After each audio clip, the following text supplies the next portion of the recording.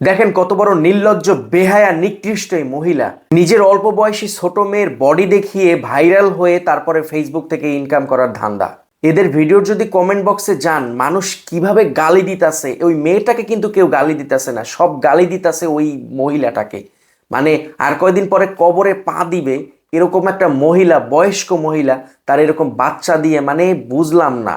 এর কি বাবা নাই? এর বাবা কি দেখে না? পরিবারের কি আত্মীয় স্বজন নাই? এরা কি দেখে না? আমি বুঝতেছি না।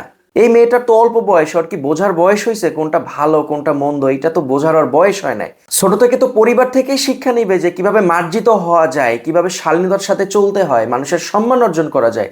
তো এখনই যদি এই বয়সে চামড়ার ব্যবসা বানায় দেয় এর মা, দয়া করে এই নিকৃষ্ট মহিলার মেয়ে দিয়ে ব্যবসা করার ভিডিওগুলো দেখে আপনারা কেউ আবার এই ধরনের কাজকর্ম করার চিন্তা ভাবনা কইরেন না। এরা কিন্তু সমাজে নোংরামি ছড়িয়ে দিচ্ছে।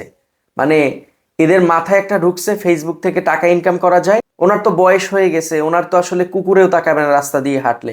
এখন নিজের এই মেয়েটাকে দিয়ে ব্যবসা করতেছে। বুঝলাম ফেসবুকে ব্লগিং করা যায়, লাইফ স্টাইল আপলোড করা যায়, সেটা ঠিক আছে, সেটা তো শালীনতার সাথেও করা যায়। কিন্তু এ কি করতেছে? মেয়ের অল্প বয়সে বড় বড় দুই কম হয়েছে, এই কম দুইটাই এখন ব্যবসার মূলধন। মা যদি এই শিক্ষা দেয় তাহলে মেয়ে কি শিখবে? এই মেয়ে তো ভবিষ্যতে আরো ডেঞ্জারাস হয়ে যাবে, কারণ এই ধরনের কাজ না করলে তো ভাইরাল হওয়া যাবে না।